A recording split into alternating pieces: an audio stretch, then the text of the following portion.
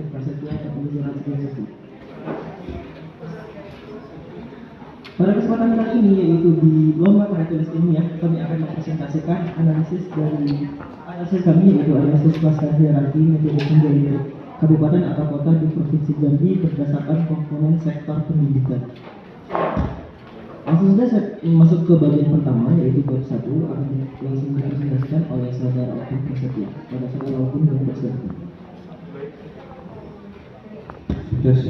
Baik, pendidikan merupakan aspek yang terpenting dalam menghasilkan sumber daya manusia yang berkualitas. Dari pendidikan bisa dihasilkan kerangka berpikir, keterampilan, sehingga terciptanya produktivitas yang meningkat. Dan itu berdampak penting bagi pertumbuhan ekonomi. Kualitas pendidikan menjadi tolak ukur keberhasilan daripada pendidikan itu sendiri. Semenjak coronavirus ini melanda Indonesia dan juga Provinsi Jambi, beberapa sistem pendidikan mengalami perubahan. Dan itu juga berdampak pada perubahan ekonomi. Menurut Badan Pusat Statistik, ada beberapa indikator atau aspek yang digunakan dalam pendidikan. Di antaranya adalah angka partisipasi, terbagi atas angka partisipasi murni, angka partisipasi kasar, dan angka partisipasi sekolah. Kualitas pendidikan di setiap daerah itu berbeda-beda, termasuk di Provinsi Jambi itu sendiri. Namun dari aspek itu bisa dilihat persamaan dan perbedaannya masing-masing, sehingga apabila persamaannya semakin dekat bisa dikelompokkan menjadi satu kelompok. Maka dari uraian tersebut, kami dari tim Universitas Jambi mengangkat kasus analisis klaster hierarki metode single linkage kabupaten atau kota di Provinsi Jambi berdasarkan komponen sektor pendidikan. Untuk rumusan masalah itu sendiri, berdasarkan judulnya, tentunya kami akan mengelompokkan kabupaten atau kota di Provinsi Jambi berdasarkan sektor pendidikan. Kemudian tujuannya adalah untuk mengetahui hasil daripada pengelompokan itu. Manfaatnya ada 3 bagi penulis, yaitu kami menerapkan bidang keilmuan kami, yaitu bidang matematika, lebih tepatnya statistik, ke dalam dunia nyata. Kemudian untuk pembaca sebagai referensi agar masyarakat atau pembaca tahu pengelompokan kabupaten atau kota berdasarkan sektor pendidikan. Untuk pemerintah itu sendiri, agar pemerintah mengetahui pengelompokan kabupaten atau kota di Provinsi Jambi berdasarkan indikator pendidikan.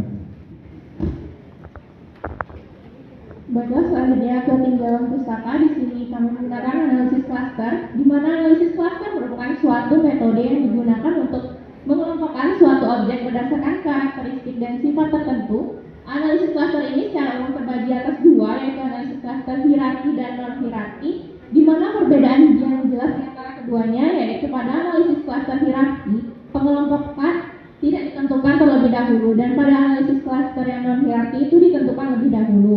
Dan salah satu metode yang terdapat di analisis klaster hierarki yaitu metode single linkage, di mana algoritmanya itu menggunakan jarak terdekat di antara 2 objek dan digabungkan menjadi satu kelompok. Proses dasar dalam analisis klaster ini yang pertama yaitu merumuskan masalah, kemudian memilih ukuran kesamaan antar objek yang dapat digunakan dengan jarak Euclidean, kemudian dilakukan standarisasi data apabila data yang digunakan tidak memiliki satuan yang berbeda, dan selanjutnya pemilihan algoritma klaster, di mana di sini dapat menggunakan single linkage, Hamming clustering atau metode lainnya, dan yang terakhir yaitu menarik interpretasi dari hasil analisis. Jenjang pendidikan adalah suatu tingkatan pendidikan yang disusun berdasarkan tingkat perkembangan siswa, di mana jenjang pendidikan yang ada di Indonesia ini terbagi atas pendidikan dasar, pendidikan menengah, kemudian pendidikan tinggi, di mana pendidikan dasar itu terdiri dari SD sederajat, pendidikan menengah yaitu SMP sederajat dan SMA sederajat. Untuk mencapai tujuan untuk meningkatkan kualitas pendidikan di Indonesia, diperlukan suatu tolak ukur atau acuan, di mana di sini yaitu indikator pendidikan yang lazimnya terbagi atas 3, yaitu angka partisipasi sekolah, angka partisipasi murni, dan angka partisipasi kasar.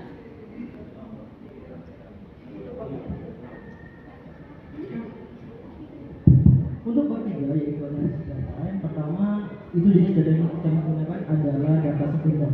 Kemudian sumber data yang digunakan adalah indikator pendidikan yang diperoleh dari Badan Pusat Statistika Provinsi Jambi, dan objek dan parameter penelitiannya adalah 11 kabupaten atau kota di Provinsi Jambi dengan 9 indikator pendidikan.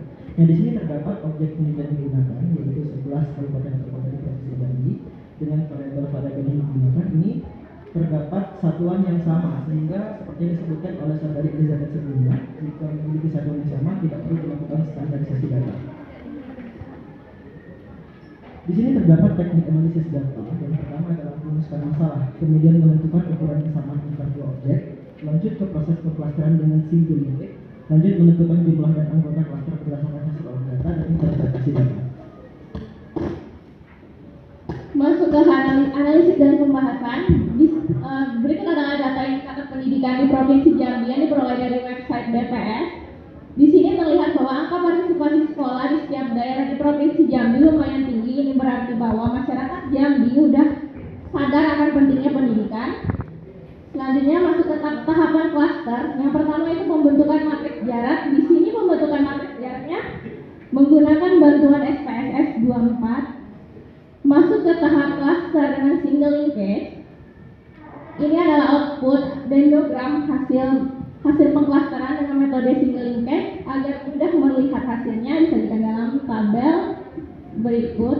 Di sini terlihat bahwa terbentuk 4 klaster, di mana klaster pertama yaitu Kabupaten Kerinci dan Kota Sungai Penuh, klaster kedua Merangin, Tanjabar, Tebo, dan Bungo, klaster ketiga Sarolangun, Batanghari, Muara Jambi, dan Tanjabtim, dan klaster terakhir yaitu Kota Jambi.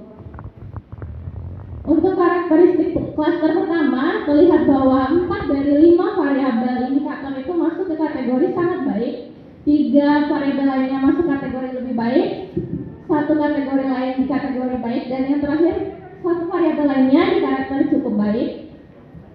Sedangkan untuk karakteristik klaster yang kedua, di sini terdapat 1 variabel berkategori sangat baik, 2 variabel berkategori lebih baik, 1 variabel berkategori baik, dan sisanya berkategori cukup baik.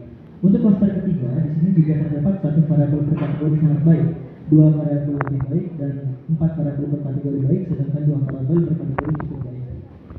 Untuk klaster keempat, ini memiliki 3 variabel berkategori sangat baik, kemudian terdapat 2 variabel berkategori baik, lebih baik, 1 variabel berkategori baik, dan 3 variabel berkategori cukup baik. Dari hasil analisis tersebut dapat kami simpulkan bahwasanya klaster 1 yang terdiri dari Kerinci dan Kota Sungai Penuh memiliki predikat sangat baik karena karakteristiknya tadi lebih dominan kepada sangat baik. Kemudian untuk Kota Jambi berada pada kategori lebih baik. Kemudian Sarolangun, Batanghari, Muara Jambi, dan Tanjabtim berpredikat baik. Kemudian Merangin, Tanjabar, dan Tebo, dan Bungo berpredikat cukup baik. Untuk rekomendasinya itu sendiri, yaitu pemerintah Provinsi Jambi diharapkan untuk memberikan dana berdasarkan tingkatan dari yang telah kami klasterkan tadi. Semakin rendah tingkat klasternya tadi, kami berharap untuk dana pendidikannya semakin tinggi agar menarik perhatian daripada masyarakat untuk mengenyam pendidikan. Kemudian perlunya sosialisasi, dan kemudian perlunya pemerataan tenaga pendidik, dan mempermudah syarat penerima bantuan pendidikan agar lebih mudah untuk didapatkan. Ini daftar pustaka yang digunakan untuk penelitian kali ini. Sekian penelitian dari kami, itu dari Universitas Jambi. Akhir kata, assalamualaikum warahmatullahi wabarakatuh.